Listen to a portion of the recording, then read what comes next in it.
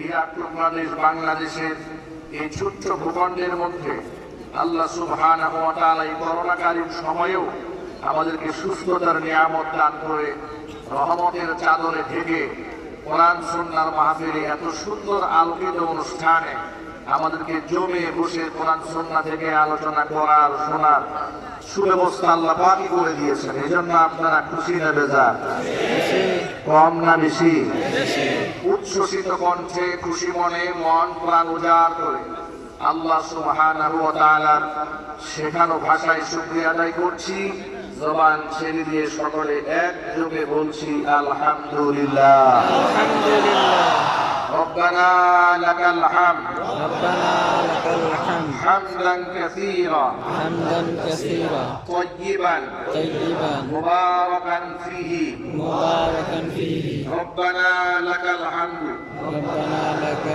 كما ينبغي بجلال وجهك وعظيم سلطانك الله পাক এই মাহফিলকে কবুল করুন, আমিন।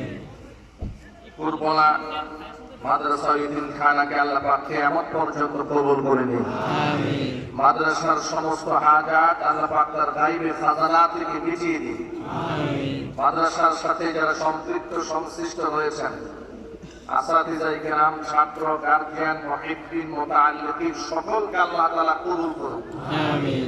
যত মানুষ আপনারা বয়ান শোনার জন্য এসেছেন, মাইকের আওয়াজ বাহিরে যাচ্ছে, মা বোনরা পর্দার অন্তরাল থেকে বয়ান শুনতে পাচ্ছেন, আজকের মাহফিলটি অত্র এলাকার সর্বস্তরের মানুষের হেদায়েতের জারিয়া হিসেবে আল্লাহ পাক কবুল করুন, আমিন। হেদায়েতের মালিক কে? আল্লাহ। আল্লাহ পাক যেন আমাদেরকে হেদায়েত দান করেন, আমিন। নবী মুহাম্মদ সাল্লাল্লাহু আলাইহি ওয়াসাল্লামের একনিষ্ঠ উম্মত হিসেবে আল্লাহ পাক আমাদেরকে কবুল করে নিন, আমিন। কোরআনের মাহফিলে আপনারা হাজার হাজার মানুষ এসেছেন, আমার ডানে বামে সামনে পেছনে অসংখ্য মানুষ। আপনারা প্যান্ডেল মধ্যে জায়গা না পেয়ে অনেকে দাঁড়িয়ে আছেন, এটাই হচ্ছে কোরআন এবং সুন্নাহর আকর্ষণ, ঠিক না? এটাই বাংলাদেশ, এটাই স্বাধীনতার চেতনা।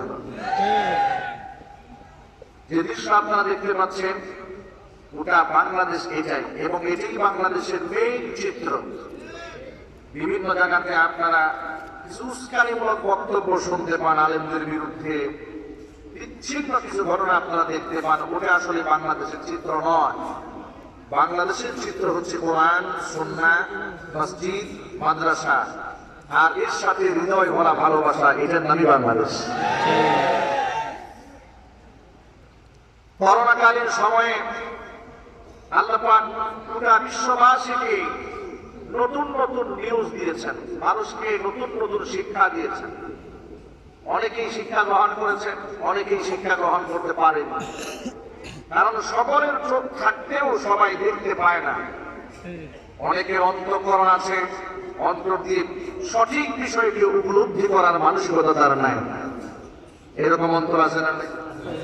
আল্লাহ পাক কোরআন মাজিদের মধ্যে বলেছেন, ওয়ালাকাদ যারা'না লিজাহান্নামা কাসীরাম মিনাল জিন্নি ওয়াল ইনসি লাহুম কুলুবুন লা ইয়াফকাহুনা বিহা ওয়া লাহুম আ'য়ুনুন লা ইউবসিরুনা বিহা ওয়া লাহুম আযানুন লা ইয়াসমা'উনা বিহা উলাইকা কাল আন'আম বাল হুম আযাল উলাইকা হুমুল গাফিলুন। আল্লাহ পাক বলেন, ولقد ذرأنا لجهنم كثيرا من الجن والإنس অসংখ্য জিন আর মানুষের জন্য আমি জাহান্নাম নির্ধারণ করে রেখেছি।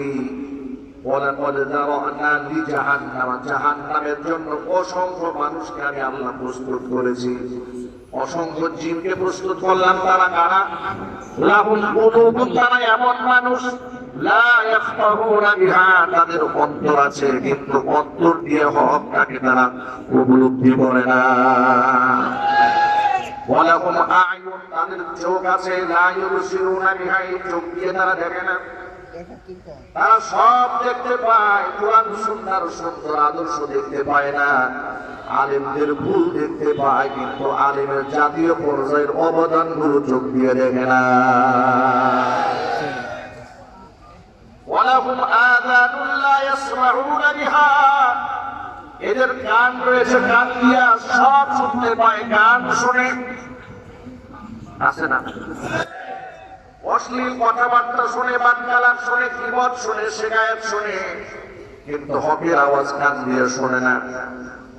কোরআনের মাহফিলেও আসে না, কোরআন তো শুনেই না, কোরআন শুনতেও চায় না। কোরআন যারা শোনাতে চান তাদেরকে বয়কট করার জন্য আন্দোলন চালায়। আল্লাহ পাক বলেন উলাইকা কাল আনআম, এই মানুষগুলা হচ্ছে চতুষ্পয়ী জানোয়ারের মতো। আরো এক ধাপ নামি আল্লাহ পাক বলেন না বালহুম আদল্লু, এরা তো শুধু জানোয়ারের মতোই নয়, জানোয়ারের চেয়েও তারা অধম, তার চেয়েও নিকৃষ্ট।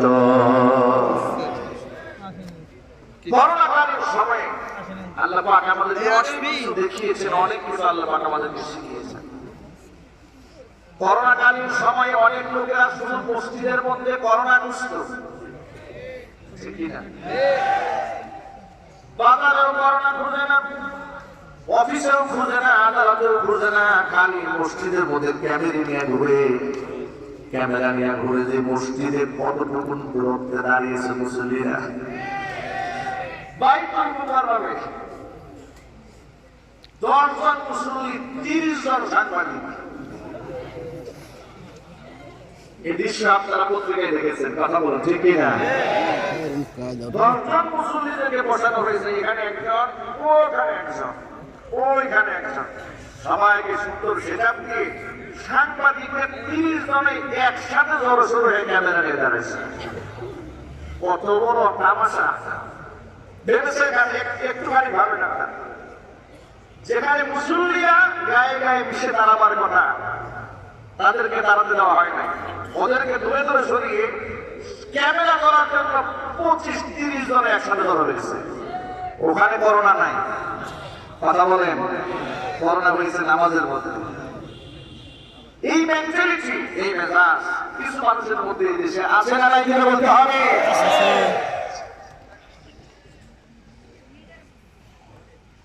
তারা শুধুমাত্র মসজিদের মধ্যে করোনা খুঁজেছে তাই না, জানাজার নামাজের মধ্যেও করোনা খুঁজেছে।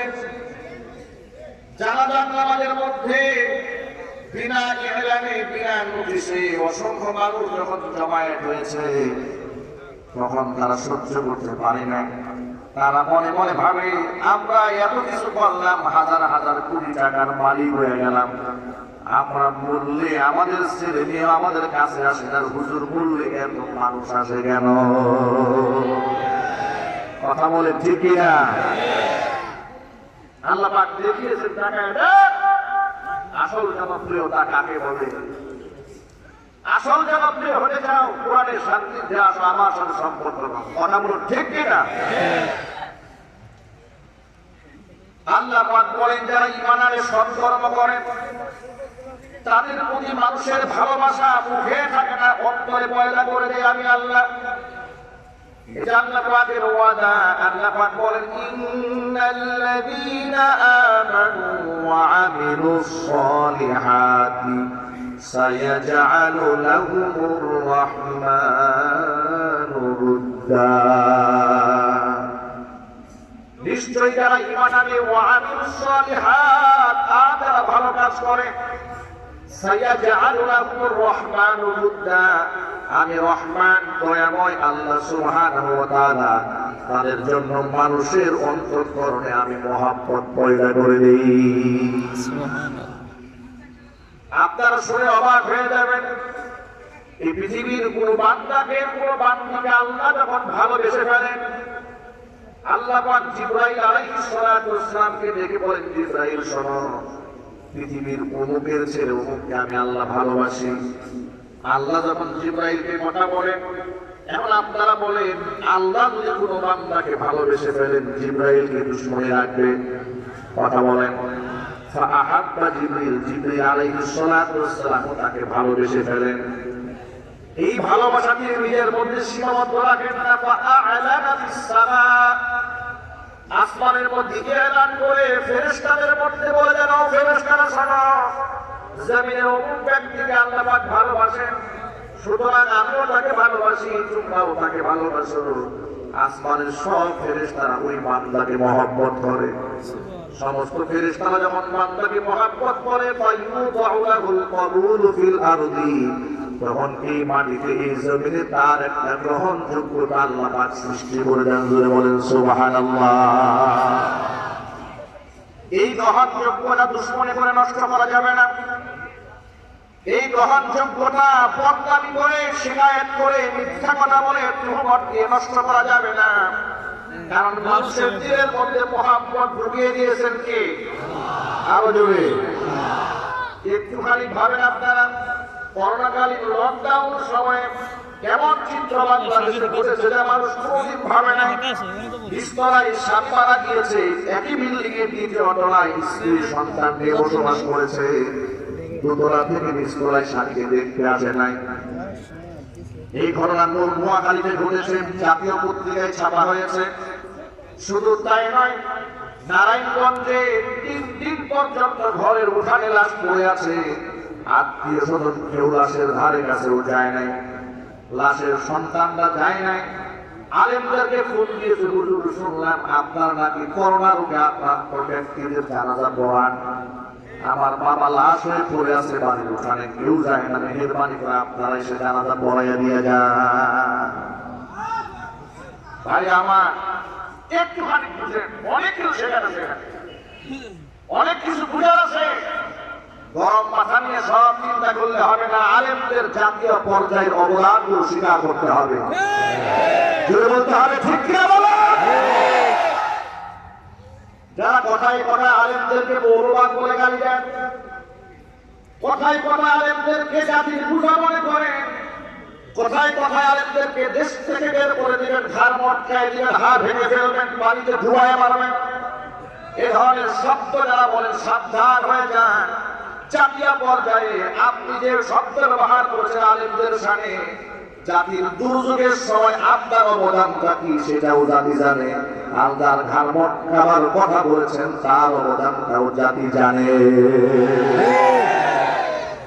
জাতি জানে কে এই জাতির শ্রেষ্ঠ সন্তান, জাতির দুর্দিনের মৃত্যুর ঝুঁকিকে সামনে নিয়ে কারা করোনাকালীনে যে দেশের সন্তানদেরকে লাশগুলোকে বহন করেছে, গোসল করেছে, কাপড় পরিয়েছে, কবরে মাথুন করেছে, এই সমস্ত ওলামায়ে হচ্ছে জাতির শ্রেষ্ঠ সন্তান। তোমরা সে আলিমদেরকে মৌলবাদ বলে গালিগালাজ করো। মৌলবাদ কাকে বলে শব্দের অর্থ কি তুমি জানো? যদি না জানো ডিকশনারি খুলে আগে লেখাপড়া করো। মূর্খের মতো টেলিভিশনে আর টক শোতে বসে বসে ফাহিশা কথা বলবা না, আলেমদের সাথে বিয়াদবি করবা না, সাবধান হয়ে যাও। ওলামায়ে কেরাম দেশে আছে বলেন তুমি বাবা হিসেবে সন্তানের কাছে সম্মান পাও, ওলামায়ে কেরাম আছে বলে স্ত্রীর কাছ থেকে আপনি স্বামীর মর্যাদা পান, ওলামায়ে কেরাম আছে বলেন পিতা সন্তানের কাছ থেকে সম্মান পায়, ওলামায়ে কেরাম আছে বলে এখনো পর্যন্ত দেশের মধ্যে শান্তি কায়েম আছে। আলেম যদি দেশের মধ্যে না থাকে, বয়ান নসিহত যদি না থাকে, এদেশের মানুষগুলো হিংস্র জানোয়ার হয়ে যেতে, জোরে বলুন ঠিক কিনা?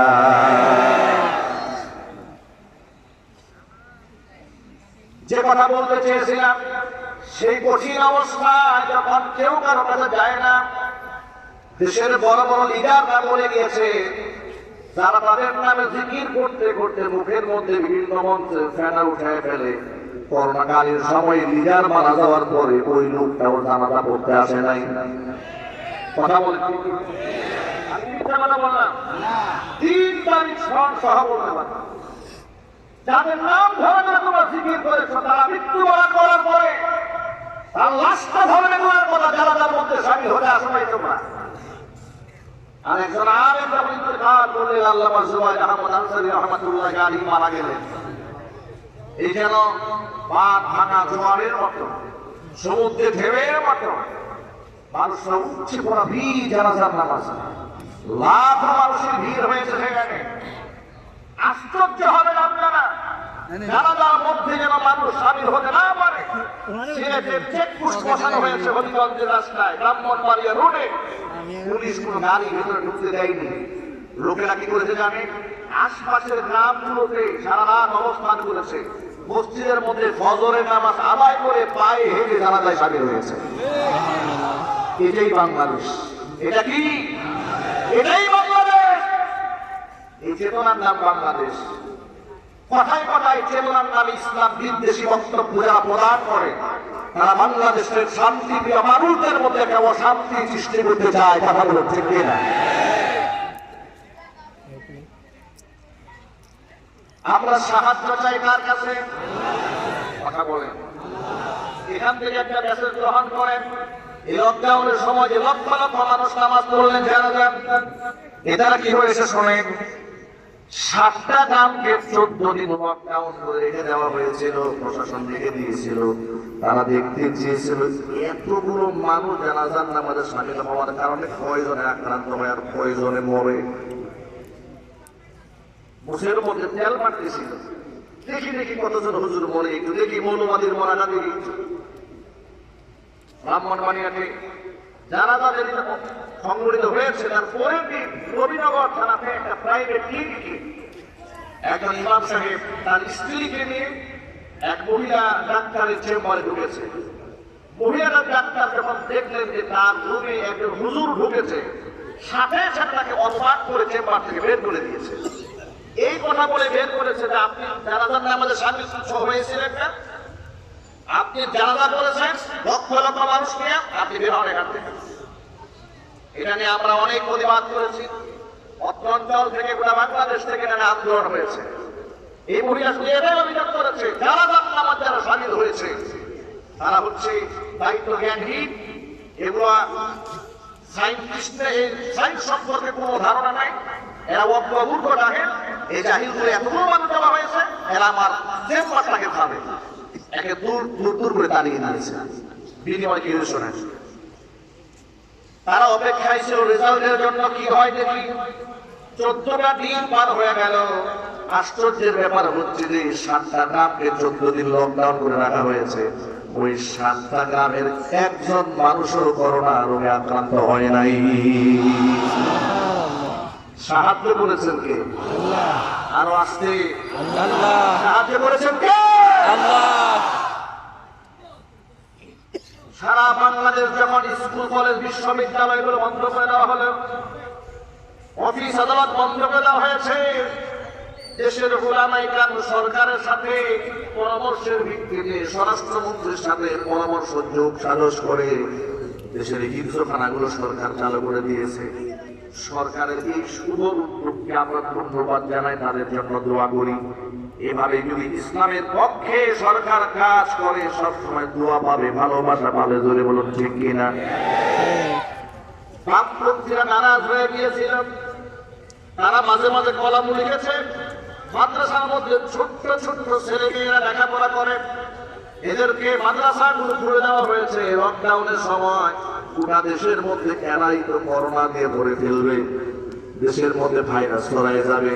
এবার গুড নিউজটা শোনেন, করোনা শুরু হয়ে গেল 6টা মাস আমার হয়েছে। 2020 সন শেষ হয়ে 2021 সনের আজকে কয় তারিখ? 6 তারিখ।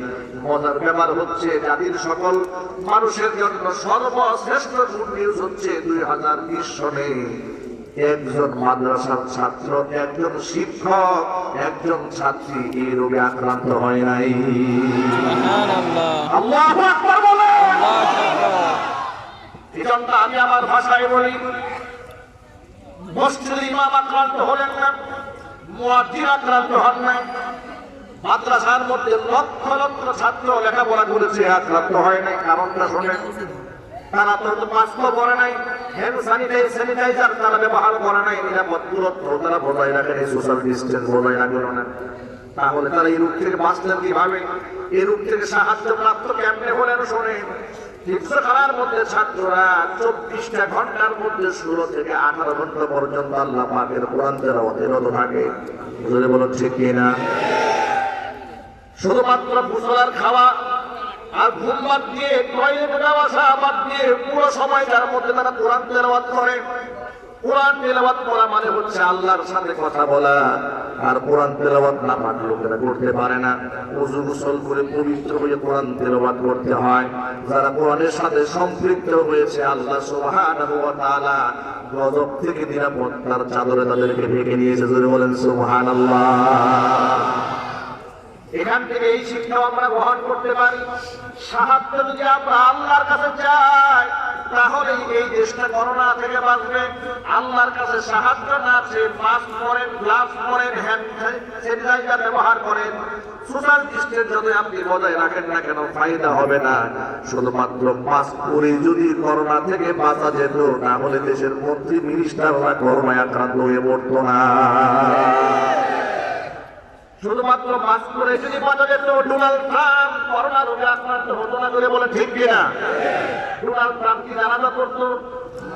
মসজিদে আসতো ঘন ঘন, তাহলে আক্রান্ত হলো কেন? এর মানে আমাদের ঈমানকে মজবুত করতে হবে। কাফের বেঈমানরা আমাদেরকে শিখিয়েছে রূপ একজনের গা থেকে আরেকজনে যায়, আর মুসলমান এটা স্বীকার করে নিয়েছে। ও মুসলমানেরা, এই করোনাকালীন সময়ে সূক্ষ্মভাবে আমাদের ঈমানকে হরণ করা হয়েছে, আমাদের বিশ্বাসের মধ্যে শিরিক ঢুকিয়ে দেওয়া হয়েছে। আজকে এখান থেকে তওবা করতে হবে, আমার বিশ্বাসকে পরিষ্কার করে নিতে হবে। আমার আপনার নবী জীবনে একটা মিথ্যা শব্দ উচ্চারণ করেন নাই। ১,৫০০ বছর আগে নবী করিম সাল্লাল্লাহু আলাইহি সাল্লাম বলেছেন, লা আদওয়া, ইসলামের সংক্রামক ব্যাধি বলতে কোন রূপ নেই। জোরে বলেন সুবহানাল্লাহ। আমি যদি আপনাদের কাছে জানতে চাই যে আমার নবী কি মিথ্যা কথা বলেছেন? না। জবাব এইভাবে দিলেন আপনারা? না। আমার রাসূল কি মিথ্যা কথা বলেছেন? না। অবৈজ্ঞানিক কথা বলেছেন? না। অসত্য কথা বলেছেন? না। সাহাবায়ে কেরাম জিজ্ঞেস করলেন, নবীজি আপনি বললেন রূপের নিজস্ব ক্ষমতা নাই, একজনের গা থেকে আরেকজনের গায়ে শিফট হতে পারে না, কিন্তু আমরা তো দেখতে পাই ১০০ উট যদি কোনো পালের মধ্যে থাকে আর সেখানে একটা উটের গায়ে যদি জারিবা হয়, মুরগির বাচ্চা দেখা যায়, অন্য অন্য উটগুলাকে আক্রান্ত করে দেয়, তাহলে কি এর দ্বারা প্রমাণ হয় না যে রোগের সংক্রামক হয়? আল্লাহ নবী সাল্লাল্লাহু আলাইহি সাল্লাম সাহাবীদের আকীদা পরিষ্কার করার জন্য বললেন, ফামান আ'আদাল আউয়াল, তোমরা যদি এই বক্তব্য দিয়ে থাকো যে রূপ একজনের গা থেকে আরেকজনের গা শিফট হয়েছে, তাহলে তোমরা এবার জবাব দিয়ে বলো, প্রথম যে উটটা রোগে আক্রান্ত হয়েছে সেটা কোন জায়গা থেকে আক্রান্ত হলো? ঠিক কথা বলো, ঠিক কিনা? ঠিক।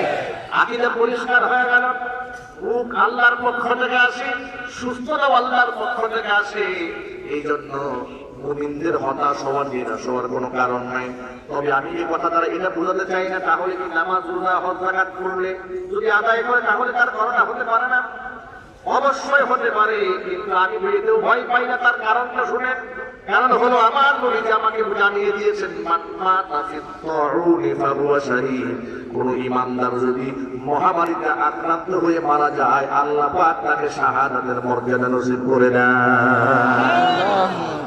আমার তো ঘুমাবার কিছু নাই, আমার তো হারাবার কিছু নাই। ইমামদার যদি সুস্থ হয় নিয়ামতের শুকরিয়া আদায় করবে, আর ইমামদার অসুস্থ হয়ে গেলে সবর করবে, ধৈর্য ধারণ করবে। ইমামদার রোগ ব্যাধি হলে ভয় পাবেন না। জ্বর হলে, কাশি হলে, ঠান্ডা হলে, ক্যান্সার হলে আল্লাহকে গালমন্দ করবেন না। অনেক লোকেরা বলে, হুজুর এত নামাজ পড়ি, এত রোজা করি, এত সত্য কথা বলি, যত মুসিবত আর বালা মুসিবত সব আমার কাঁধেই চাপে, আল্লাহকে আমাকে পছন্দ করে না। ওই যে পাশের বাড়ির বেটা সুদ খায়, ঘুষ খায়, মিথ্যা কথা বলে, ওর ব্যবসায় কত উন্নতি, প্রত্যেক বছর বিল্ডিং এর এক একটা করে ছাদ বানায়, আছে না নাই? আরো জোরে। জবরদখল করে, একজনকে হত্যা করে, পরিদখল করে এমন লোক আছে তারা বলে আল্লাহ আমারে খুব ভালোবাসে, আছে না নাই? আছে। আল্লাহ আমাকে খুব পছন্দ করে। পছন্দ যদি না করে এত টাকার মালিক হলাম কেন, বিল্ডিং এর মালিক হলাম কেন? সকল ভাইদের জন্য এই কথার অ্যানসারটা শুনেন। ১,৫০০ বছর আগে নবী করিম সাল্লাল্লাহু আলাইহি সাল্লাম বলেছেন, মান আরাদাল্লাহু বিখাইরিন, আল্লাহ পাক যার কল্যাণ চান, আল্লাহ সুবহানাহু ওয়া তাআলা ফাআজ্জালা লাহু উকুবাতা ফিদ দুনিয়া, দুনিয়াতে মানবীয় ত্রুটি বিচ্যুতি যা বান্দা করেছে, যত মানুষ এখানে এসে আপনারা বলেন আমাদের জীবনে গুনাহ আছে না নাই? নাকি ফেরেশতা কেউ আছে? ৭০-৮০ রাকাত তখন নামাজ পড়েন দুইদিন, আমাদের নাই। জাতীয় বড় বড় বুজুর্গ ইদানিং পাওয়া যাচ্ছে, জাতির বড় বড় বুজুর্গ প্রতিদিন ৭০-৮০ রাকাত তখন নামাজ পড়েন। তাহাজ্জুদের নামাজ পড়ে, আমার মাঝে মাঝে গভীর বদন্তে ড্রাম বাজিয়ে বাজিয়ে তাহাজ্জুদে ডাকে, সুযোগ পেলে আবার পূজাও করে। এরকম বুজুর্গদের সেই জানি দেখা যাচ্ছে কিনা? আরো জোরে বলতে হবে, আছে না? আছে। তারা আলেমদেরকে হুমকি ধামকি দিয়ে কথা বলে, তাদের ভাষায়, সন্ত্রাসীদের ভাষায়। ভাইরা, আলেমরা কি সন্ত্রাসী? আলেমরা কি গুন্ডা? তাহলে আপনারা গুন্ডার ভাষায় কথা বলেছেন আলেমদের সাথে, বেয়াদবিমূলক শব্দ বলেন কেন? আমরা প্রতিবাদ করলে আমাদের ব্যাপারে বলে যে আমরা উস্কানিমূলক কথা বলি। আমরা কি উস্কানিমূলক কথা বলি? আমরা কি বলেছি কারো হাত ভেঙে দেব, কাউকে পানিতে ভাসাইয়ে দেব, কাউকে দেশ থেকে বের করে দেবো? আমরা বলেছি? এগুলো যারা বলে তারা হয়ে গেল শান্তিকামী, আর হুজুররা হয়ে গেল সন্ত্রাসী। আহারে কপাল পোড়া। মুসলমানরা শুনে রাখেন, যত মানুষ আমরা এখানে এসেছি, আমাদের প্রত্যেকের জিন্দেগিতে কম বেশি গুনাহ আছে না নাই? আছে। সগীরা কবিরা জাহিরি বাতিল, ইচ্ছায় অনিচ্ছায় গুনাহ আমাদের আছে। একমাত্র নবীদের কোনো গুনাহ ছিল না, নবীগণ ছিলেন বেগুনাহ মাসুম। জোরে বলেন সুবহানাল্লাহ। নবীদেরকে সাহায্য করেছেন কে? আল্লাহ। বেগুনাহ মাসুম রেখেছেন কে? আল্লাহ। একটা দলিল আপনাদের সামনে আমি পেশ করি। আল্লাহ রাব্বুল আলামিন বলছেন, ওয়া ওয়াজাতুহুল্লাতী হুয়া ফী বাইতিহা আন নাফসিহি ওয়া গাল্লাকাতিল আবওয়াবা ওয়া ক্বালাত হাইতা লাক ক্বালা মাআযাল্লাহ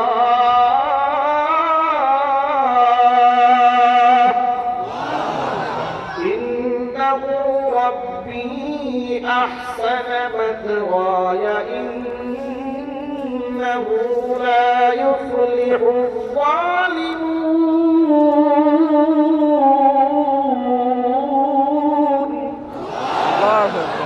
আল্লাহ পাক বলেন, যে মহিলার ঘরে আমার নবী ইউসুফ আলাইহিস সালাতু ওয়াস সালাম ছিলেন, সেই মহিলা তাকে আত্মসংবরণ করতে যেন না পারে, তাকে ফুসলিয়েছে, বারংবার তাকে ওয়াসওয়াসা দিয়েছে, তাকে নিজের প্রতি আকর্ষণ করেছে। চলে বলে কৌশলে কোনোভাবেই যখন পারেনি, তখন সে একটা কৌশল অবলম্বন করলো। অন্তর্মহলে বেডরুমে রেখে দিয়েছে। ওয়াল্লাকাতিল আবওয়াবা, একে একে সাতটা দরজার মধ্যে তালা লাগিয়ে দিয়েছে। ওয়াল্লাকাতিল আবওয়াব, যৌন উত্তেজক পোশাক পরে আমার নবী ইউসুফকে একজন জওয়ান, একজন নিষ্পাপ নবীকে ডেকে বলেছে, হাই তালাক ইউসুফ, আমার কাছে আসো। নিজের হীন স্বার্থকে চরিতার্থ করার জন্য চেষ্টা করেছে। ইউসুফ আলাইহিস সালাতু ওয়াস সালাম কঠিন পরিস্থিতির মধ্যে সাহায্য চাইলেন কার কাছে? আল্লাহ। তিনি বললেন, ক্বালা মাআযাল্লাহ, আমি আল্লাহর কাছে আশ্রয় চাই। ইন্নাহু রাব্বী আহসানা মাসওয়ায়া, তিনি আমার রব, তিনি আমার এই সুন্দর খাওয়ার ব্যবস্থাপনা করে দিয়েছেন। আজকে যদি আমি এই অপকর্ম করেছি, তাহলে তাকে জালেম হয়ে যাব। ইন্নাহু লা ইউফলিহুল যালিমুন, আর জালেম কোনদিন সফল কাম হতে পারে না। ভাই আমার, আল্লাহ রাব্বুল আলামিন এর পরে আয়াতে বলেন, ওয়ালাকাদ হাম্মাত বিহি ওয়া হাম্মা বিহা লাউলা আরআ বুরহানা রাব্বিহি। একটুখানি বোঝার চেষ্টা করে আল্লাহ পাক এই আয়াতে কি বলছেন। ওয়ালাকাদ হাম্মাত বিহি, এই মহিলা তো চূড়ান্ত পর্যায়ে সিদ্ধান্ত নিয়েই ফেলেছে অপকর্ম করা। ওয়া হাম্মা বিহা, নবী ইউসুফও মন থেকে এটা গ্রহণ করেই ফেলতো। লাউলা আরআ বুরহানা রাব্বিহি, তার রবের নিদর্শনকে চোখ দিয়ে দেখতে না পেত। ভাই আমার, বোঝার চেষ্টা করেন। আল্লাহ বলছেন, আমার নিদর্শন যদি ইউসুফ তার চোখ দিয়ে না দেখতো। ইউসুফও তো রক্তে মাংস করা মানুষ, কথা বলুন ঠিকই না? আগে নবীগণ ফেরেশতা ছিলেন, তাদের মধ্যে প্রেম ভালোবাসা আছে না নাই? সব ছিল। আল্লাহ পাক তাদেরকে নিয়ন্ত্রণ করার ক্ষমতা দিয়েছিলেন। সাহায্যকে করেছেন। আল্লাহ পাক বলেন, ওয়া হাম্মা বিহা লাউলা আরআ বুরহানা রাব্বিহি, যদি তার রব আমি আল্লাহর নিদর্শন চোখের সামনে দেখতে না পেত, তাহলে অবশ্যই ইউসুফ এই ব্যাপারে সংকল্প করেই ফেলত। ভাই আমার, এইভাবে প্রত্যেকটা নবীকে আল্লাহ পাক আপন কুদরতে হেফাজত করেছেন বলে সমস্ত নবীরা বেগুনাহ মাসুম, কোনো সন্দেহ নাই। কিন্তু নবীগণ ছাড়া পৃথিবীতে যত মানুষ এসেছে, একদম সাহাবায়ে কেরাম থেকে শুরু করে আজ পর্যন্ত যত মানুষ দুনিয়াতে এসেছেন, সমস্ত মানুষের আমলনামার মধ্যে কম বেশি গুনাহ আছে না নাই? একটা আয়াত যখন নাযিল হলো, মান ইয়া'মাল সুআন ইউজযা বিহি, আল্লাহ পাক এই আয়াতের মধ্যে বলছেন মান ইয়া'মাল সুআন, কেউ যদি একটা গুনাহ করে, ইউজযা বিহি, তার বদলা তাকে পেতেই হবে। একটা গুনাহ করলে বদলা আল্লাহ পাক দেবেন। এই কথাটা কি সহজ কথা? কথা বলেন, এই কথাটা কি সহজ? একটা গুনাহ হয়ে গেলে আল্লাহ পাক তার বদলা দেবে। এটা যদি সৎ হয় আর এই কথার বাস্তবতা যদি পরিলক্ষিত হয়, তাহলে আমাদের বাঁচার কোনো উপায় আছে? যদি বলেন, এই আয়াতটা যখন নাযিল হলো, আল্লাহ রাসূলের জবান থেকে যখন হযরত আবু বকর সিদ্দিক রাদিয়াল্লাহু তাআলা শুনতে পেলেন, আবু বকর বলেন, আমি এতটা ভয় পেলাম, আমার কাছে মনে হলো আমার পিছনে মেরুদণ্ডটা ভেঙে চুরমার হয়ে যাচ্ছে। আমি আর সহ্য করতে না পেরে পুরি দিয়ে দাঁড়ালাম। আমার এই অবস্থা দেখে আল্লাহর হাবিব আমাকে বললেন, কি হয়েছে আবু বকর, আপনি এমন করছেন কেন? আবু বকর বললেন, নবীজি, আমার বড় ভয় লাগছে। আল্লাহ পাক বললেন, গুনাহ যদি হয়ে যায় বদলা আল্লাহ পাক নেবেন। আমরা তো মানুষ, আমাদের তো গুনাহ আছে। কি অবস্থা হবে আমাদের? কি জবাব দেব আল্লাহর কাছে? কি অবস্থা আমাদের হবে? এই কথাটা শোনার পরে নবী করিম সাল্লাল্লাহু আলাইহি ওয়াসাল্লাম আবু বকরকে বললেন, আবু বকর শুনেন, আপনি কি হুজুর খান না? আবু বকর বলেন, নবীজি, আমি কি হুজুর খাই? আপনি কি পেরেশান হন না? কখনো বলে পেরেশান হয়ে যায়। দুঃখ পান না মনে? হ্যাঁ, দুঃখ পাই। বেদনা হয় না? বেদনা হয়। আল্লাহর হাবিব বলেন, আপনার ভয়ের কোনো কারণ নাই। আপনি যে হুজুর খান, আপনি যে দুঃখ পান, আপনি যে পেরেশান হয়ে যান, আপনার হুজুর খাওয়া, পেরেশান হয়ে যাওয়া, দুঃখ পাওয়ার বিনিময়ে আমল নামার মধ্যে যত গুনাহ আছে সমস্ত গুনাহ আল্লাহ পাক মাফ করে দেন। কি মজার কথা!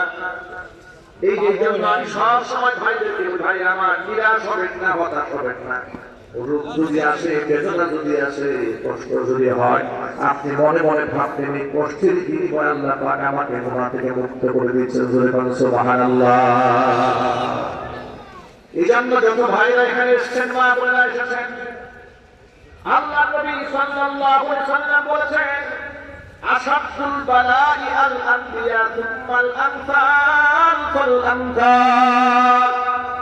দুনিয়ার মধ্যে সবচেয়ে বেশি মুসিবতের সম্মুখীন হয়েছেন নবীগণ। সুম্মাল আমসাল ফাল আমসাল। এরপরে নবীদের সাদৃশ্যতা আমলের দিক থেকে, আখলাকের দিক থেকে যে যত বেশি গ্রহণ করবে, তত বেশি মুসিবতের সম্মুখীন সে জমিনের মধ্যে হবে। যদি বলেন সুবহানাল্লাহ। নবীগণ জেল খেটেছেন, নবীগণ দেশান্তরিত হয়েছেন, নবীগণকে শহীদ করা হয়েছে, নবীদের মাথাকে কোড়া দিয়ে ছিঁড়ে দ্বিখণ্ডিত করে ফেলা হয়েছে। কথা বলেন ঠিক কি না?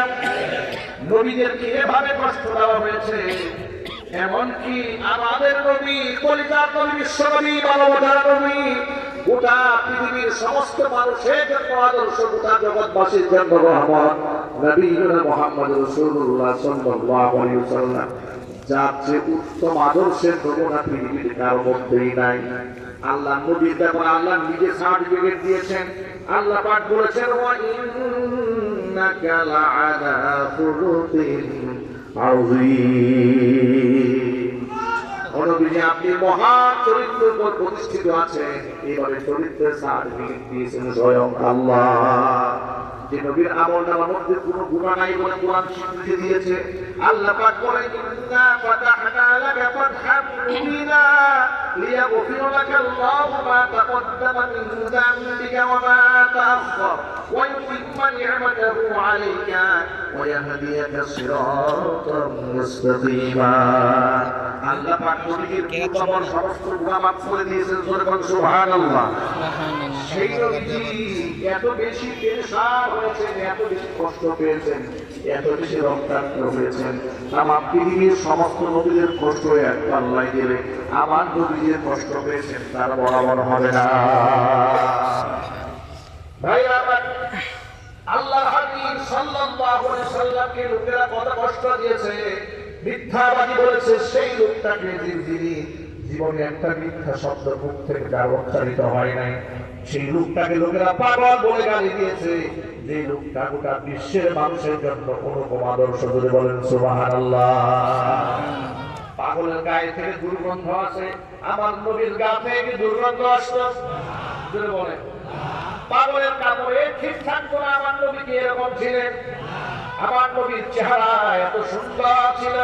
আল্লাহ নবী সাল্লাল্লাহু আলাইহি ওয়াসাল্লামের সাথে হযরত জাবের রাদিয়াল্লাহু তাআলা আনহু বলেন, হুজুরের সাথে মুসাফা করেছি, ঘন্টার পর ঘন্টা হাত থেকে বেশ করে ঘ্রাণ বের হয়েছে, এমনকি নবীর গা থেকে ঘাম বের হয়েছে। সাহাবায়ে কেরাম বোতলের মধ্যে সংগ্রহ করেছেন, হযরত আনাস রাদিয়াল্লাহু তাআলা আনহুর মা নবীজির গায়ের ঘাম বোতলের মধ্যে সংগ্রহ করেছে।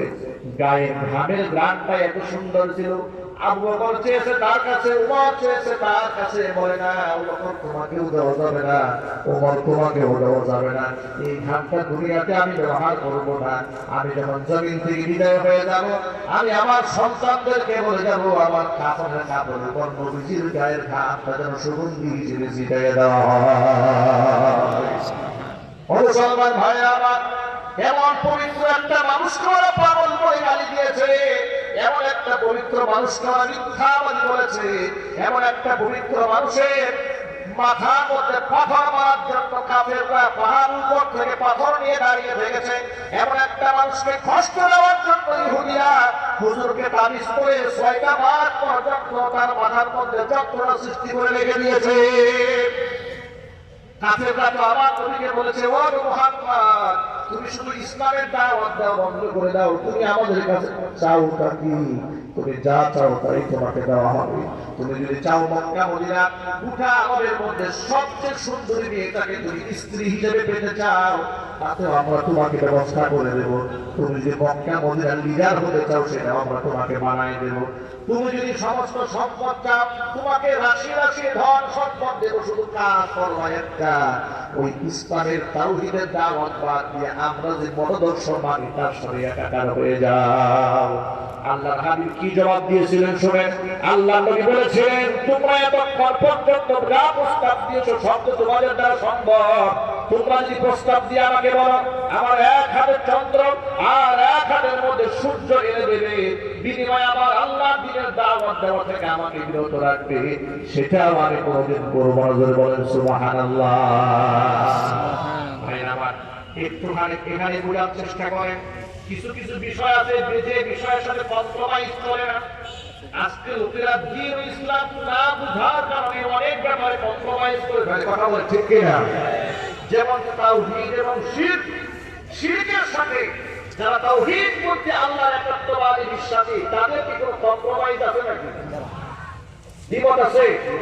আপনারা এভাবে জবাব দিলে কি তার কথা বলবেন? আমার কথা বুঝতে কষ্ট হচ্ছে আপনাদের? না। এই মাইক মানে সাউন্ড ঠিক করে, ভিতরে এই ক্ষেত্রে সাউন্ড বন্ধ। আমি সরে গেলেই সাউন্ড হয় না, আপনি খেয়াল করতেছেন না, এটা পাবলিক চেহারা দেখে বুঝতে পারতেছি তারা কষ্ট করে কথা বলতেছে, সাউন্ড ঠিক করে। আপনারা বলেন কিছু কিছু বিষয় আছে কম্প্রোমাইজ করা যায় না, আছে না? নাই আছে, আলোচনা করতে হবে, কম্প্রোমাইজ করা যায় না, এবং এটা যুগ যুগ ধরে লোকেরা এই নীতির উপর অটল আছে। যেমন বাংলাদেশে একটা সীমারেখা আছে, কোন ব্যক্তি যদি বাংলাদেশের মাটিতে পাকিস্তানের পতাকা সংসদের সামনে উড়ায়, দেশের জনগণ কি কম্প্রোমাইজ করবে? সবাইকে বলতে হবে, এটা কি কম্প্রোমাইজ করার সুযোগ আছে? না। কোনোভাবে বাংলাদেশের সুপ্রিম কোর্টের সামনে যে ভারতের পতাকাকে উত্তোলন করে, কোন কম্প্রোমাইজ আছে? কেন? ৩০ লক্ষ শহীদের রক্তের বিনিময়ে দেশ স্বাধীন হয়েছে, কথা বলে ঠিক। পরাধীনতার শৃঙ্খলা আমরা আবদ্ধ হতে চাই না, কথা বলুন। দেশের ক্ষেত্রে এতটুকু নীতি আপনারা অবলম্বন করেন, কোন ব্যক্তির দেশদ্রোহী কাজ করে রাষ্ট্রীয় আইনে তার সাজা আছে না? বিরাট ধরনের সাজা রয়েছে। এটা যদি দুনিয়ার ক্ষেত্রে বুঝে থাকে তাহলে আখিরাতের ক্ষেত্রে বুঝেন। কিছু কিছু বিষয় আছে যে বিষয়ের ক্ষেত্রে কম্প্রোমাইজ চলে না, তাওহীদ এবং শিরক। শিরক হচ্ছে এমন একটা অপরাধের না যে অপরাধের সামনে মুসলমান জেনে শুনে বুঝে ইচ্ছায় অনিচ্ছায় যে কোনোভাবেই যদি কেউ শিরকের মধ্যে মুক্তা হয়ে যায়, সেই ইসলামের গণ্ডি থেকে বের হয়েছে। এটা এমন একটা দেয়াল, এমন একটা সীমারেখা এটা। এই জন্য তাওহীদের সাথে শিরকের দূরত্ব তেমন রাতের আধার আর দিনের আলোর সাথে দূরত্ব যেমন, জমিনের সাথে আসমানের দূরত্ব যেমন, তাওহীদ আর শিরকের সাথে দূরত্ব তেমন। শিরক যারা করে তাদের বিশ্বাস হচ্ছে আল্লাহর সাথে আরো অনেক কিছু শরীক আছে। আর যারা একত্রে বিশ্বাস করে তারা বিশ্বাস করে আমার স্রষ্টা, আমার রক্ষজন, আমার হায়াতের মালিক কে, মৌতের মালিক কে, রিজিক দেওয়ার মালিক কে, রিজিক ছিনাই নেওয়ার মালিক কে, বরকত দেওয়ার মালিক, দেওয়ার মালিক, জীবন দেওয়ার মালিক, দেওয়ার মালিক। তিনি কজন? এক এবং একক। তিনি আমার আল্লাহ। এটা হচ্ছে আমার তাওহীদ। এটা আমার কি? তাওহীদ, বিশ্বাস। পক্ষান্তরে যারা শিরকের সাথে মুবতালা হয়েছে তারা বিশ্বাস করে, যেমন খ্রিস্টানদের বিষয়ে আপনারা ধরেন, এই কথাটা এক্সাম্পল হিসেবে উদাহরণ দিচ্ছি। আমার মুসলিম ভাইদেরকে সতর্ক করার জন্য, ভিন্ন ধর্মাবলম্বী যারা আছেন তাদেরকে হিত করার জন্য নয়, আঘাত দেওয়ার জন্য নয়। খ্রিস্টানরা বিশ্বাস করে ঈসা আলাইহিস সালাতু ওয়াস সালাম আল্লাহ পাকের ছেলে। এমনকি হযরত মারিয়াম আলাইহিস সালাতু ওয়াস সালামকে তারা আল্লাহ পাকের স্ত্রী দাবি করে। এই বিশ্বাস তাদের আছে। প্রত্যেক বছর ডিসেম্বর মাসের 25 তারিখ ক্রিসমাস ডে, বড়দিন উদযাপন তারা করে। কথা বলুন ঠিক কিনা? আপনারা কি জানেন এর তাৎপর্য কি? অনেকে আপনারা জানেন না, কিন্তু অনেক মুসলমান না বুঝে খ্রিস্টানদের বড়দিন উপলক্ষে মুসলমান হয়েছে শুভেচ্ছা জ্ঞাপন। শুভেচ্ছা জ্ঞাপন করার আগে এই ব্যাপারে পড়াশোনা নাই, কোনো জ্ঞান নাই, নলেজ নাই, কোন প্রকারের ধর্মীয় জ্ঞান নাই, দুনিয়াবি জ্ঞান নাই, ইতিহাসের জ্ঞান নাই। না থাকার কারণে তার নিরপেক্ষতার শব্দাবরণে ক্রিসমাস ডে উপলক্ষে একটা খ্রিস্টানকে শুভেচ্ছা দিল, কিন্তু জানে না ক্রিসমাস ডে বলতে আপনি যাকে শুভেচ্ছা জ্ঞাপন করলেন তারা বিশ্বাস করে এই সেই 25শে ডিসেম্বর, যে 25শে ডিসেম্বর আল্লাহ সুবহানাহু ওয়া তাআলা ঈসা আলাইহিস সালাতু ওয়াস সালামকে জন্ম দিয়েছে। এই হচ্ছে তাদের বিশ্বাস। আর এই বিশ্বাসের মধ্যে আপনি ওয়েলকাম দিলেন, আপনি শুভেচ্ছা দিলেন, বুঝতে পেরেছেন আপনি কি কাজটা করবেন। অমুসলিমদের দুর্বল উৎসব আসে, অমুসলিমরা তাদের ধর্ম পালনের স্বাধীনতা পাবে, এটা তাদের সাংবিধানিক অধিকার। কথা বলো ঠিক না? আমার ধর্ম আমাকে এটাই শিখিয়েছে, লা ইকরাহা ফিদ্দীন, লাকুম দীনুকুম ওয়ালিয়া দীন। তোমরা তোমাদের ধর্ম পালন করো, আমরা আমাদের ধর্ম পালন করি। ইসলাম তো এটা আমাদেরকে শিখিয়েছে। কথা বলেন না কেন? ইসলাম আমাদেরকে শিখিয়েছে। জবরদস্তি করে কোন অমুসলিমকে জোর করে মুসলমান বানানো যাবে? এটা কি ইসলামের আদর্শ? না, ইসলামের আদর্শ এটা নয়। দুই একটা মন্দিরে হামলা করে, যারা হামলা করে নেপথ্যে তারা, আপনারা বহুবার দেখেছেন, নিজেরা মন্দির ভেঙে মুসলমানদের উপর চাপিয়েছে, এমন দাগি আসামি বাংলাদেশে আছে না নাই? বড় দুঃখ নিয়ে বলি, গতকালকে চট্টগ্রামে একটি মাদ্রাসা, নোয়াখালীতে একটা মাদ্রাসা উপর হামলা করে মাদ্রাসা ভেঙে চুরে গুড়িয়ে দেওয়া হয়েছে, মাদ্রাসার টেবিলটাকে ভেঙে দেওয়া হয়েছে। এখন আমরা তোমাদের মতো বলতে পারি দেশের মধ্যে সাম্প্রদায়িক দাঙ্গা শুরু হয়ে গেছে। দুই ভাই মারামারি করেছে, এটাকেও সাম্প্রদায়িক বানিয়ে দিয়েছে পত্র-পত্রিকায়। অমুসলিমদের ক্ষেত্রে যদি হয় আর মুসলমানদের ক্ষেত্রে যদি হয়, এই ব্যাপারে সাংবাদিকরা কুরুপ লাগায় মুখের মধ্যে বসে থাকে, এই ব্যাপারে কোনো প্রতিবাদ করেন না, পত্রিকায় ছাপাতেও চান না। কথা বলেন না ঠিক কিনা? এটার নাম কেমন নিরপেক্ষতা? এই জন্য আপনি কাকে ধন্যবাদ দিলেন, কোন ব্যাপারে আপনি বললেন যে আপনাকে ওয়েলকাম জানানো হলো, ধন্যবাদ জানানো হলো, এটা বলার আগে চিন্তা ভাবনা করবেন। আপনি কি এই বিশ্বাস করেন যে আল্লাহ পাকের ছেলে আছে? না। সবাই বলেন না আপনারা? না। এই বিশ্বাস যদি কোনো মুসলমান করে তার ঈমান থাকবে না। এবার আপনারাই বলেন, 33 কোটি দেবতায় কি মুসলমান বিশ্বাস করে? গরুকে মুসলমান কি ভগবান মনে করে? না। দেবতা মনে করে? না। তাহলে গরুর পূজার ক্ষেত্রে আপনি শুভেচ্ছা দেন, দুর্গা পূজার ক্ষেত্রে আপনি যদি শুভেচ্ছা দেন, তো আপনার মধ্যে মুশরিকের মধ্যে পার্থক্য থাকবে কোথায়? এই কথাটাই অনেকে বুঝতে চায় না। তারা বলে যে হুজুররা সাম্প্রদায়িক কথাবার্তা বলে, না বুঝার কারণ একটুখানি বোঝার চেষ্টা করেন। আপনি অসাম্প্রদায়িক চেতনার নামে যে কাজটা করতে চান, এই কাজটা আবু জেহেল করতে চেয়েছিল, এই কাজটা উতবা সাইবা করতে চেয়েছিল। তারাও বলেছিল, মুহাম্মদ তোমার মধ্যে আমাদের মধ্যে ঝগড়া তো নাই, জায়গা জমি নিয়ে বলে না, মারামারি নেই, কাটাকাটি নেই, হানাহানি নেই, শুধুমাত্র আদর্শগত একটা বিষয় আছে। বলে হ্যাঁ, তাহলে একটা কাজ করি, আমাদের মধ্যে দ্বন্দ্ব যেন না থাকে, মিলেমিশে আমরা মক্কায় থাকতে চাই। নবী বলেন সেটা তো আমিও চাই, কিন্তু কিভাবে থাকা যায়? প্রস্তাবটা হলো শোনো, মাঝে মাঝে তুমি তোমার সাহাবীদেরকে নিয়ে আমাদের পূজা মণ্ডপে একটু আসবা, একটুখানি দোয়া কদম দিয়ে যাইবা, এখানে এসে ফুল টুল দিয়ে যাবে। আর আমরা সকল মুশরিক যারা আছি, লাতুজ জামাতের গোলাম যারা আছি, মাঝে মাঝে তোমাদের সাথে মসজিদে গিয়ে তোমার আল্লাহর দুই একটা সেজদা দিয়ে আসবো। সমান সমান হয়ে গেল, সমান সমান হয়ে গেল, ব্যাস ভেদাভেদ থাকলো না। এই প্রস্তাব তো ১,৫০০ বছর আগে আবু জেহেল দিয়েছে, যেটা বর্তমান সময়ের বুদ্ধিজীবীরা দেয়। কথা জোরে বলতে হবে, ঠিক কি না বলা? বুদ্ধিজীবীরা এই কথাই বলে যে আপনি পূজায় যান, ধর্মযাত্রার উৎসব সবার উৎসব পালন করেন, মনে রাখতে হবে উৎসব মুশরিকের উৎসব, কোনদিন তাওহীদপন্থী মুসলমানের উৎসব হতে পারে না। এই কথার সাথে কোনো কম্প্রোমাইজ নাই। এই কথার সাথে যদি আমাকে জবাই করেন, আমি একমত হতে পারবো না, কম্প্রোমাইজ করতে পারবো না। এটা আবু জেহেল চেয়েছে, উতবা সাইবা ওয়ালিদ ইবনে মুগীরা তারা চেয়েছিল। আল্লাহ নবী এই ক্ষেত্রে কম্প্রোমাইজ করতে পারেন নাই বলে দেশান্তরিত হয়েছে। আমরা সেই নবীর উম্মত, জুড়ে বলে ঠিক কিনা? আমাদের বলতে হবে ঠিক কিনা? মুসলমান ভাইরা আমার, এই জন্য আমার গোলাম কার? আল্লাহ। আমরা গোলাম কার? আল্লাহ পাক আমাদেরকে হুকুম দিয়েছেন একমাত্র আল্লাহর গোলামি করতে, আল্লাহ পাকের দাসত্ব করতে, আর কারো গোলামি করা যাবে না। আর আল্লাহ পাকের গোলামি করতে হলে দেখবেন অনেক লোকেরা নারাজ হয়ে যাবে, কষ্ট পাবে, তাই বলে ঘাবড়াবার কোনো কারণ নাই। আমার নবীকে আল্লাহ পাক বলেন, নবীজি ইয়া আইয়ুহার রাসূল বাল্লিগ মা উনজিলা ইলাইকা মির রাব্বিক ওয়া ইল্লাম তাফআল ফামা বাল্লাগতা রিসালাতাহু ওয়াল্লাহু ইয়াসিমুকা মিনান নাস। ও আমার রাসূল, আপনি হকের কথা পৌঁছায় দেন, আমার আপনি কান পর্যন্ত পৌঁছায় দেন। লাস্তা আলাইহিম বিমুসাইতির, আপনাকে দারোগা বানায় নাই, পিটায় পিটায় কালিমা পড়াবেন, দায়িত্ব আপনার না। আপনি শুধুমাত্র পৌঁছায় দেন। ফামান শাআ ফালিয়ুমিন ওয়া মান শাআ ফালিয়াকফুর, যার খুশি ঈমান আনবে, যার খুশি কুফরি করবে। আপনার কোনো দায়িত্ব নাই। আপনার দায়িত্ব হচ্ছে কান পর্যন্ত পৌঁছায় দিয়েছেন কিনা। বিদায় হজের ভাষণের সময় আল্লাহ নবী কি বলেছেন শোনেন, কষ্ট হচ্ছে নাকি?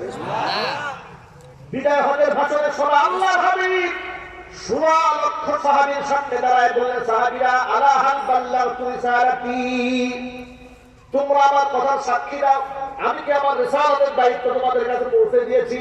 ১৬ লক্ষ সাহাবীর সামনে সাহাবায়ে কেরাম এক বাক্যে বলেন, বালা ইয়া রাসূলুল্লাহ, ও আল্লাহর নবী, আমরা সাক্ষী আপনি আপনার রিসালাতের দায়িত্ব পূর্ণ করেছেন। জোরে বলুন সুবহানাল্লাহ। সাহাবায়ে কেরাম যখন সাক্ষী দিলেন, আল্লাহর নবী আকাশের দিকে ইঙ্গিত করে শাহাদাত আঙ্গুল দিয়ে বললেন, রব্বুল আলামিন আল্লাহুম্মা ফাশহাদ, আল্লাহুম্মা ফাশহাদ, আল্লাহুম্মা ফাশহাদ। আল্লাহ তুমি সাক্ষী হও, তুমি সাক্ষী হয়ে যাও, তুমি সাক্ষী হয়ে যাও, আমি আমার নবুয়তের, আমি আমার রিসালাতের কোনো কিছু গোপন রাখি নাই, সব উম্মতের কানে পৌঁছায়া দিয়েছি। সুবহানাল্লাহ। এখান থেকে আরেকটা মেসেজ আপনারা গ্রহণ করেন, শরীয়তে ইসলামের দ্বীনের গোপন কোনো কথা নাই যা উম্মত জানতে পারবে না, গোপন কোনো রহস্য নাই। আজকে সমাজের মধ্যে ভণ্ড পীর, ভণ্ড ফকির আছে না নাই? আছে। ভণ্ড ওলি দরবেশ আছে না নাই? আছে। পীরের নামে ভণ্ডামি, মুরিদের টাকা নিয়ে পেট বানিয়েছে 10টা তরমুজের সমান। জোরে বল ঠিক কিনা? নামাজ নাই, রোজা নাই, পরকালের চিন্তা নাই, পায়ের মধ্যে আঙ্গুর চুষে, আঙ্গুর চুষতে চুষতে পীর সাহেবের নখ পর্যন্ত খেয়ে ফেলেছে। জোরে জোরে বলেন নাউজুবিল্লাহ। ইসলাম কি এত নোংরা নাকি? ইসলাম কি এত অপবিত্র নাকি? পীর সাহেব গোসল করে, গোসল করা পানি এখনো পর্যন্ত চিটাগাঙে কিনতে পাওয়া যায়। পীর সাহেবের গোসল করা পানি বোতলে বোতলে কিনে মুরিদরা খায়। নাউজুবিল্লাহ। এটা না ইসলাম? না। ইসলাম কি এত নোংরা? না। যে ইসলামের পবিত্রতাকে ঈমানের অঙ্গ বানিয়ে দেওয়া হয়েছে, আত-তুহুর শাতরুল ঈমান, পবিত্র হচ্ছে ঈমানের অঙ্গ। আর সেখানে পীর সাহেবকে গোসল করে, আর গোসল করা পানি বোতলে করে খাচ্ছে। আর তাসাউফ গ্রহণ করছে। ভাইরা আমার, এই সমস্ত নোংরামির কোনো স্থান ইসলামে নাই। আমরা যখন ওদেরকে নিষেধ করি, ভাই আঙ্গুল চুষবেন না, পীরের কদমে সেজদা দিবেন না, মসজিদে যান, নামাজ পড়েন, আল্লাহকে ডাকেন, আল্লাহ পাক শুনবে, কথা যখন আমরা বলি, মুরিদরা আমাদের কি জবাব দেয় শোনেন? তারা বলে আপনার শরীয়তের হুজুর মারিফত বুঝবেন না। আছে না নাই? বলে এটা মারিফতের গোপন রহস্য, এটা বিরাট গোপন ব্যাপার। 30,000 জাহিরি কালাম আর 60,000 বাতিনি। এটা গোপন ব্যাপার, গোপন কথা সবাই জানে না, এটা মারিফতের হুজুররা জানে। আমার বন্ধুগণ, আপনারা বলেন 16 বছর 20 বছর, এটা আমাদের উস্তাদ মুহতারাম, যিনি আমাকে হাদিস পড়িয়েছেন, আমার মতো শত শত ছাত্রদেরকে যিনি হাদিস পড়ান, তিনি হাদিস বুঝলেন না, ইসলাম বুঝলেন না। যে লোকটা সারা জীবন ভর কাজার কলকি টেনেছে, সে ইসলাম বুঝে গেছে। এটা শয়তানি ছাড়া কি আর কিছু? আরো জোরে বলেন। কয়েকদিন আগে এক মালউন বিদায় হয়েছে বাংলাদেশের মাটি থেকে, গোটা দেশবাসীকে জ্বালিয়ে খেয়েছে। বয়ান করতে করতে ক্লান্ত হয়ে গিয়েছিলাম।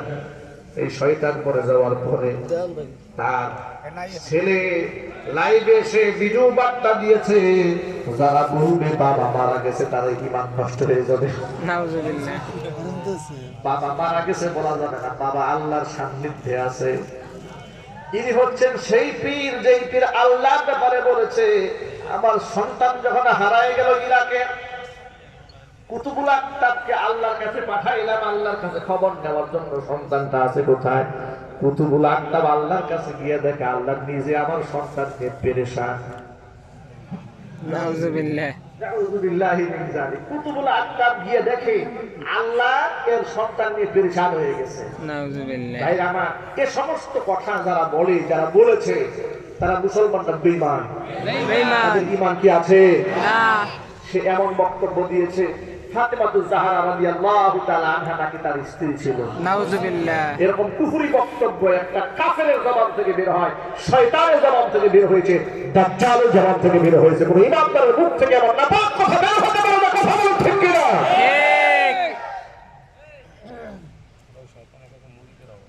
আমি আমার সকল ভাইদেরকে বলি, ভাইরা আমার, এজন্য সাবধান হয়ে যান।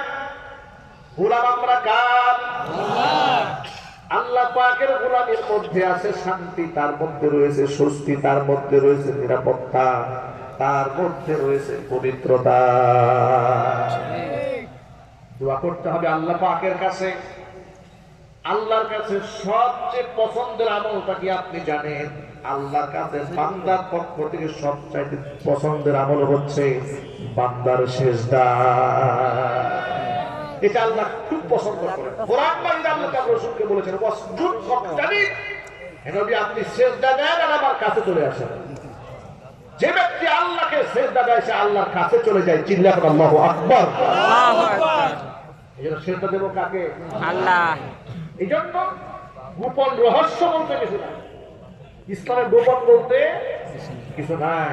ভাইরা আমার, যেই নবী তার রাতের আমল দিনের আমল সম্পর্কে স্ত্রীদের মাধ্যমে প্রকাশ করে দিয়েছেন, আয়েশা রাদিয়াল্লাহু তাআলা আনহা বলেছেন, একদম পারিবারিক নিজের একান্ত সাক্ষাতের সময়ে স্বামী স্ত্রীর সম্পর্ক কেমন হওয়া দরকার, সে কথা যদি সাহাবায়ে কেরামদেরকে মা আয়েশা শিখাই দিয়ে থাকেন, এত বড় ইবাদত আল্লাহর ওলি মারা গেলে কি করতে হবে সেটা বোধহয় ইসলামে থাকবে না।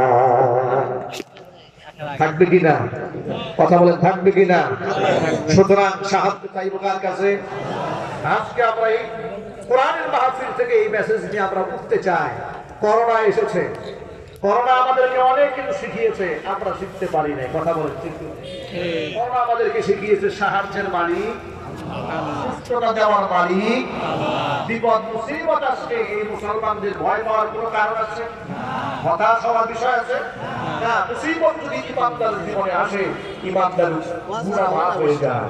সুতরাং আমরা আল্লাহর কাছে দোয়া করছি, আল্লাহ সুবহানাহু ওয়া তাআলা যেন আমাদের সকলকে নিরাপত্তার চাদরে ঢেকে রাখেন। জোরে বলেন আমিন। যত মা বোনরা এসেছেন, ভাইরা এসেছেন, বোনেরা এসেছেন, সকলকে আল্লাহ পাক করোনা মহামারী থেকে হেফাজত করেন। আমাদের আত্মীয় স্বজনকে আল্লাহ সুবহানাহু ওয়া তাআলা মাফ করেন।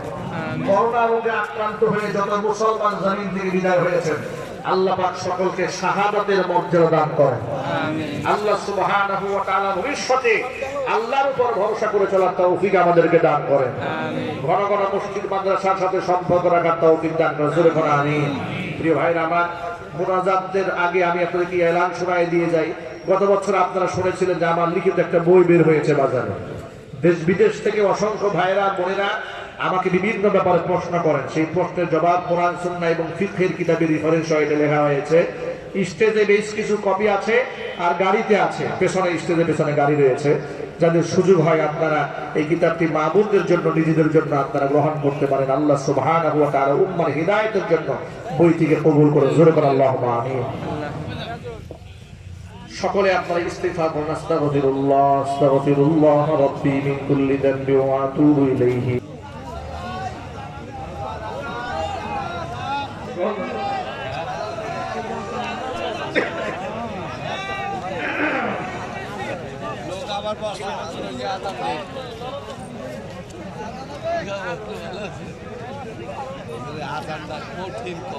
ধৈর্য ধারণ করে গভীর রাত পর্যন্ত, রাত 12টা বেজে গেছে, আপনারা বয়ান শুনেছেন। আল্লাহ পাক আপনাদেরকেও মাফ করুন। বিশেষ করে এই মাদ্রাসার কর্তৃপক্ষ যারা আছেন, আল্লাহ পাক আপনাদেরকে কবুল করে নেন। বিশেষ করে আপনাদের এলাকার অত্যন্ত জনপ্রিয় জনপ্রতিনিধি আমার বাম পাশে বসে আছেন চেয়ারম্যান সাহেব। এত রসিক মানুষ আর এত মন খোলা মানুষ বাংলাদেশে আমি কম দেখেছি। কথার মধ্যে মোহাম্মত আছে না নাই? আছে। ভালোবাসা আছে না নাই? আছে। আল্লাহ সুবহানাহু ওয়া তাআলা তার নেক হায়াত দারাজ করেন। মসজিদ মাদ্রাসার সাথে হৃদয় দিয়ে সম্পর্ক করতে পারেন এবং এই সম্পর্ক যেন দীর্ঘস্থায়ী হয়, আল্লাহ যেন কবুল করে নেন। আমি আপনাদের জন্য দোয়া করছি এবং আমিও শান্তিভাবেই, আমার হুজুর আমাকে বলেছেন যে এই মাদ্রাসার দিকে যেন সারা জীবনে আমি খেয়াল রাখি। আমি সবসময় খেয়াল রাখবো। আল্লাহ সুবহানাহু ওয়া তাআলা যেন এই প্রতিষ্ঠানকে গোটা বাংলাদেশের একটা আলোকিত প্রতিষ্ঠান হিসেবে কবুল করেন। যে সমস্ত ছাত্র ভাইরা এখানে পড়াশোনা করছেন তারা একসময় জগৎ বিখ্যাত আলেম হবেন, দায়ী হবেন। তারা গোটা পৃথিবী ঘুরে ঘুরে আপনাদেরকে, এই বিশ্বের মানুষদেরকে ইসলামের কথা শোনাবেন। আল্লাহ পাক যেন সেই তৌফিক তাদেরকেও দান করেন। আমরা আমাদের দিকে এগিয়ে যাবো ইনশাআল্লাহ। অনেক ভাইরাই অনেক ধরনের আবেদন জানিয়েছেন। কেউ কোরআন তেলাওয়াত শোনাবার আবেদন করেছেন, কেউ গজল শোনাবার আবেদন করেছেন, কেউ আযান শোনাবার আবেদন করেছেন। মানে আবেদনের অনেক কোনো শেষ নাই। এটা অনেক লম্বা আবেদন হয়ে যাচ্ছে। এজন্য আমি কোনো আবেদনের দিকে না গিয়ে আমি দোয়ার দিকে যেতে চাচ্ছি ইনশাআল্লাহ।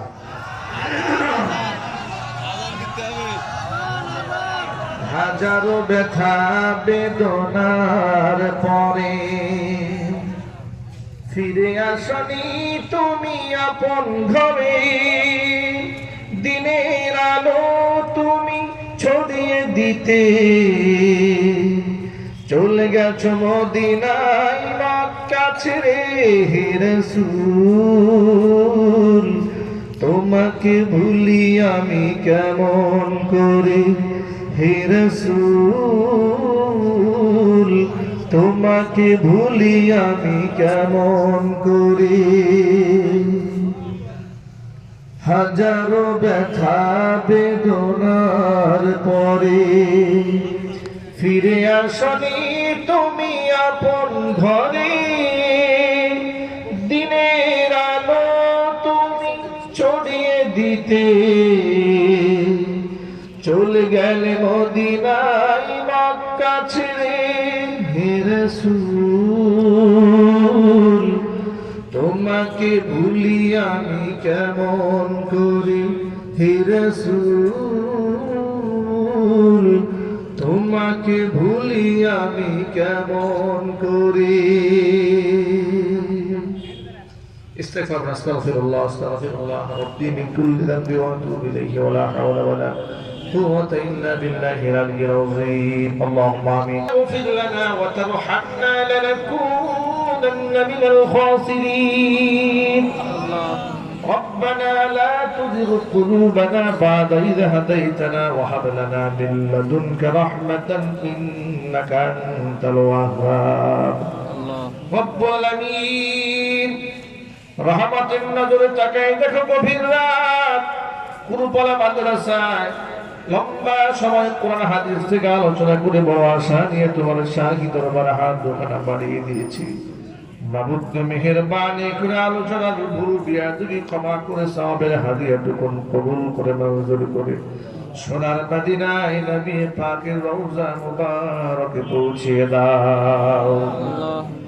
তামাম পৃথিবীর মাটির নিচে যত মুমিন মুমিনাত মুসলিমিন মুসলিমাত চিরবিদায় হয়ে চলে গেছেন তাদের আরওয়াহের উপর সওয়াবের হাদিয়াগুলো পৌঁছিয়ে দাও। আমাদের মা বাবা যাদের দুনিয়ার জমিন থেকে চলে গেছেন মা বাবার কবরগুলোকে জান্নাতের টুকরায় পরিণত করে দাও। আত্মীয় স্বজন যারা অন্ধকার কবরে চলে গেছেন কবরে আযাবকে মাফ করে দাও। রব্বুল আমিন টাকা দিয়ে পয়সা দিয়ে বুদ্ধি দিয়ে শ্রম দিয়ে সময় দিয়ে এই জান্নাতের বাগান যারা সাজিয়েছেন দূর দারাজ থেকে যারা শোনার জন্য এসেছেন খালি হাতে কাউকে ফিরিয়ে দিও না, সকলকে বেগুনা মাসুম বানিয়ে দাও। মা বোনরা বয়ান শুনেছেন মা বোনদের মাফ করে দাও। নিঃসন্তানী মাকে সন্তান দান করো, স্বামী স্ত্রীর মধ্যে মহাব্বত না থাকলে মহাব্বত পয়দা করে দাও। রব্বুল আলামিন কুরবলা মাদ্রাসাকে কিয়ামত পর্যন্ত কবুল করে নাও। মাদ্রাসার সমস্ত হাজাত তোমার গায়বে খাজানা থেকে মিটিয়ে দাও।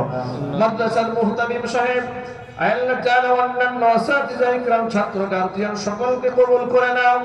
মাদ্রাসা কমিটির সভাপতি সেক্রেটারি কোষাধ্যক্ষ সদস্যবৃন্দ মুহিব্বিন মুতাআল্লিমিন সংশ্লিষ্ট ব্যক্তিবর্গকে মাফ করে দাও। রব্বুল আলামিন মাদ্রাসার ছাত্রদেরকে যুগ শ্রেষ্ঠ আলিম দাঈ ইলাল্লাহ হিসেবে কবুল করে নাও। অত্র এলাকার সমস্ত মুর্দিগানের কবর আযাবকে মাফ করে দাও। কাল হাসরের কঠিন ময়দানে মানুষ যেদিন পানি পানি বলে চিৎকার মারতে থাকবে, আল্লাহ তোমার হাবিবের হাতে হাউজে কাউসারের ফয়সালা করে দাও। তোমার হাবিবের শাফাআত আমাদের সকলের জন্য ওয়াজিব বানিয়ে দাও। রব্বির হামহুমা কামা রব্বায়ানি সগীরা রব্বির হামহুমা কামা রব্বায়ানি সগীরা ربنا هب لنا من أزواجنا وذرياتنا قرة أعين واجعلنا للمتقين إماما ربنا تقبل منا إنك أنت السميع العليم وتب علينا إنك أنت التواب الرحيم رب العالمين সভাপতি সাহেব দোয়া চেয়েছেন অসুস্থ খেয়ালউদ্দিন হাওলাদার মেহেরবানি করে তাকে তুমি পরিপূর্ণ শিফা নসিব করে দাও। মেহেরবানি করে তার জিন্দেগীর গুনাহ খাতাগুলো মাফ করে দাও। রব্বুল আমিন কিয়ামতের দিন মুসিবতের সময় এই দোয়া আমাদের সকলের জন্য নাজাতের জরিয়া বানিয়ে দাও। সুবহান রাব্বিকা রাব্বিল ইজ্জাতি আম্মা ইয়াসিফুন ওয়া সালামুন আলাল মুরসালিন والحمد لله رب العالمين واجعل آخر كلمتنا عند الموت لا إله إلا الله محمد رسول الله. السلام عليكم ورحمة الله وبركاته.